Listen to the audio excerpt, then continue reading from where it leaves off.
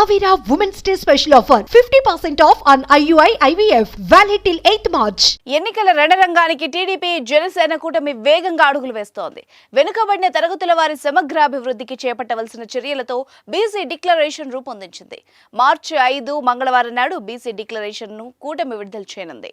దీనికోసం జేహో బీసీ సదస్సును గుంటూరు ఆచార్య నాగార్జున విశ్వవిద్యాలయం సమీపంలో నిర్వహిస్తున్నారు.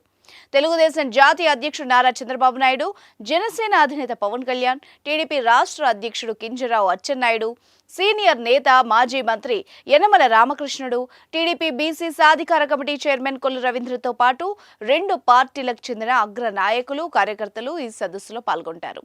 బీసీ డిక్లరేషన్ కు సంబంధించిన వివిధ అంశాలను చర్చించేందుకు సోమవారం టీడీపీ కేంద్ర కార్యాలయంలో యనమల రామకృష్ణుడు ఆధ్వర్యంలో విస్తృత స్థాయి సమావేశం జరిగింది.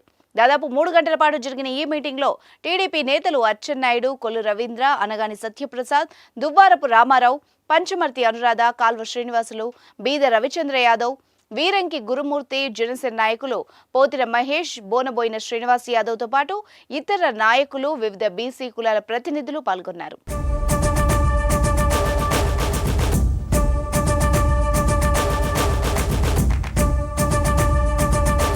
టీడీపీ ఆవిర్భావం నుంచి పార్టీకి బీసీలు బలమైన మద్దతుదారులుగా నిలబడ్డారని అచ్చెన్నాయుడు అన్నారు. బీసీల ఉన్నతి కోసం టీడీపీ ప్రభుత్వం పలు చర్యలు చేపట్టిందని గుర్తు చేశారు.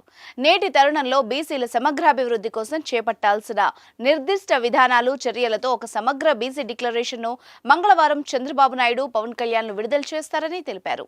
విస్తృత చర్చల ఆధారంగా ఈ డిక్లరేషన్ రూపొందించామని ఆయన అన్నారు.